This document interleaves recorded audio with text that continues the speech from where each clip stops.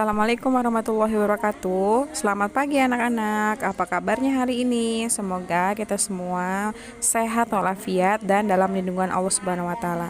Oke, kali ini kita akan belajar tema D, subtema 3, pembelajaran 5 dan 6, cara memelihara kesehatan organ peredaran darah manusia.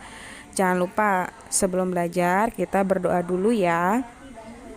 Siapkan buku paket tema D-nya ya.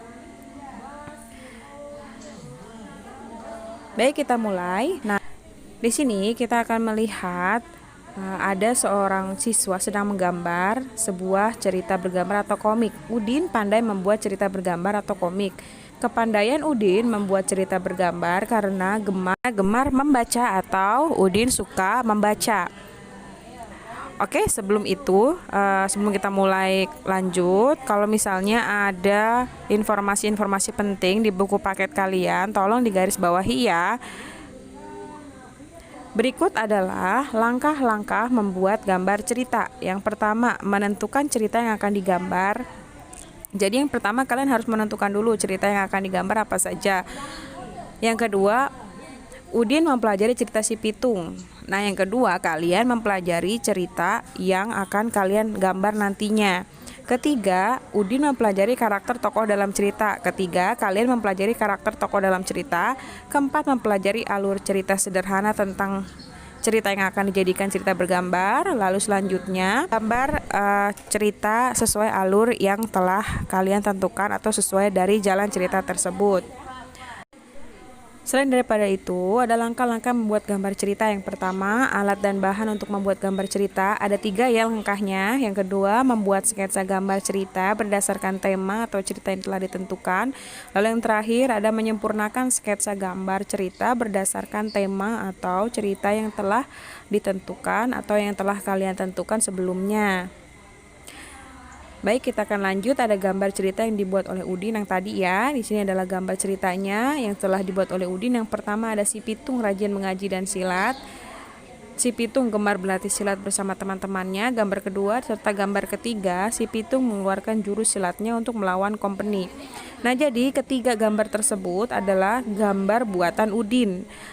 Jadi nanti kalian kalau misalnya ada tugas membuat gambar cerita, sama seperti membuat komik ya, seperti itu. Dibuat dulu gambarnya, baru nanti ada alur jalan ceritanya atau cerita dari ketiga gambar tersebut.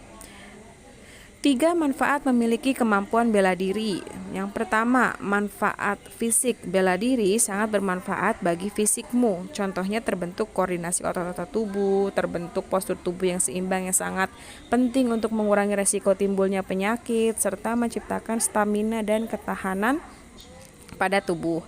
Berkaitan dengan cerita si Pitung tadi ya, yang gemar yang bisa bela diri silat. Nah, ini adalah manfaat-manfaat fisik jika kita memiliki kemampuan bela diri.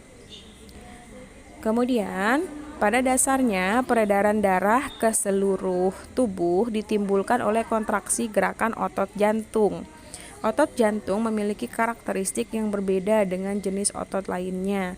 Antara lain memiliki percabangan yang membuat banyak hubungan antar jaringan otot lainnya. Jadi, peran jantung sebagai pemompa darah sangat dipengaruhi oleh terbentuknya koordinasi otot-otot tubuh, terutama otot jantung. Untuk itu, hendaknya pandai menjaga kesehatan organ peredaran darah seperti jantung. Caranya gimana? Caranya dengan berolahraga seperti ikut bela diri, bisa juga senam atau lari pagi ya, boleh untuk menjaga kesehatan organ peredaran darah. Yang paling penting adalah organ peredaran darah pada jantung ya, karena jantung itu adalah salah satu organ yang paling vital yang ada pada manusia. Kita lanjut ke pembahasan berikutnya. Nah, di sini ada yang berkaitan dengan gangguan-gangguan pada jantung, yaitu yang pertama serangan jantung. Serangan jantung terjadi saat rusaknya otot jantung akibat kurangnya pasokan darah karena penyumbatan dan terganggunya aliran darah secara mendadak. Berikutnya ada stroke. Stroke adalah gangguan fungsi sistem saraf yang terjadi mendadak dan disebabkan oleh gangguan peredaran darah pada otak. 3 manfaat memiliki kemampuan bela diri. Yang pertama tadi kan manfaat fisik, yang kedua ada manfaat emosional. Selain bermanfaat bagi fisikmu, bela diri juga bermanfaat untuk mengendalikan emosimu. Dalam seni bela diri, kamu akan diajarkan cara menghindari dan menghadapi lawan secara efektif dan efisien.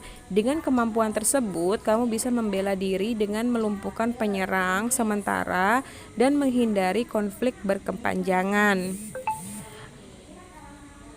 Jadi ada 2 manfaat memiliki kemampuan bela diri ya. Tadi ada pertama manfaat fisik, terus ada manfaat emosional, yang ketiga ada manfaat sosial. Dalam seni bela diri, kamu akan diajarkan bahwa saat dalam posisi lemah, kamu harus bisa membela diri. Sedangkan saat dalam posisi kuat, kamu harus bisa menjadi pelindung bagi yang lemah.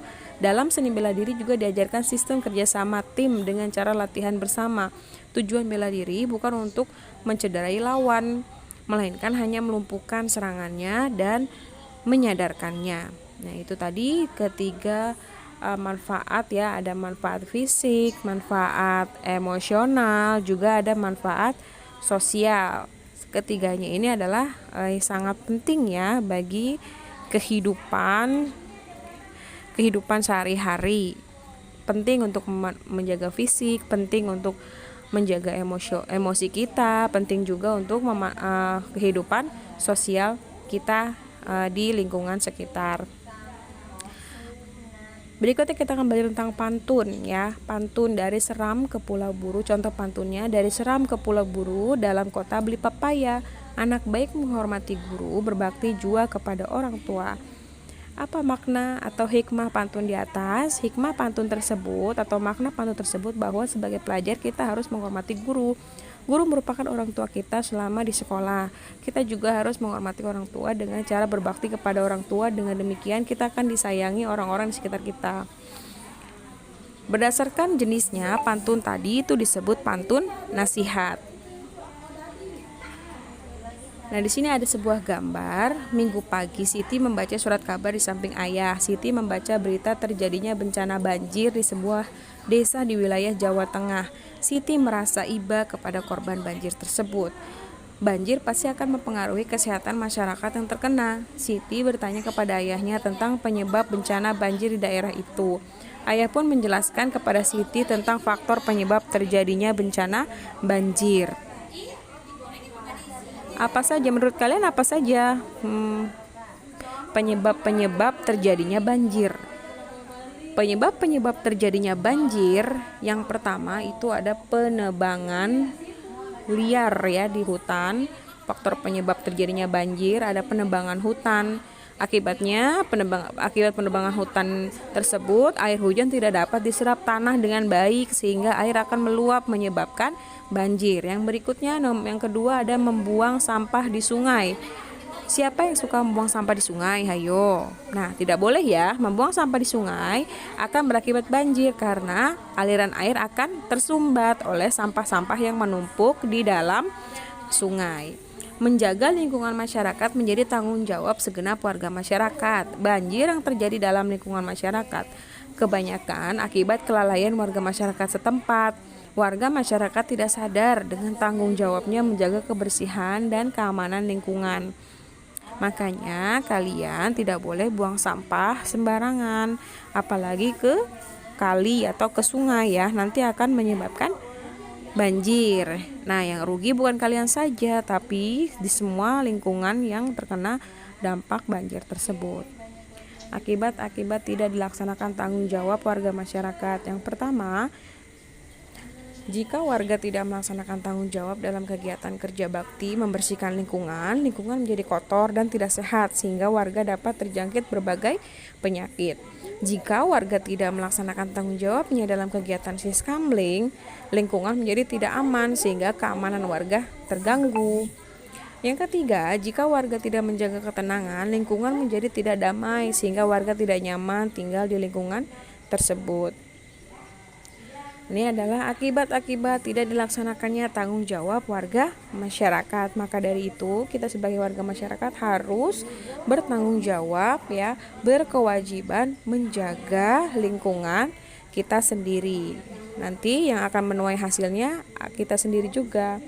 Di sini juga ada contoh pantun berikutnya, yaitu pagi-pagi makan roti, ini semua buatan ibunya. Wahai kawan baik hati, bertanggung jawab wajib hukumnya. Pantun yang kedua, minta uang langsung diberi, beli baju pasti kita senang. Bertanggung jawab bikin hati berseri, semua riang, semua senang. Amanat pantun tersebut adalah ajakan untuk memiliki sikap tanggung jawab, karena bertanggung jawab merupakan sebuah kewajiban. Dengan bertanggung jawab membuat hati berseri dan semua orang menjadi senang. Baik, Miss rasa cukup sekian untuk pembahasan pembelajaran 5 dan 6-nya. Terima kasih sudah menyimak videonya. Besok kita akan ke tema E.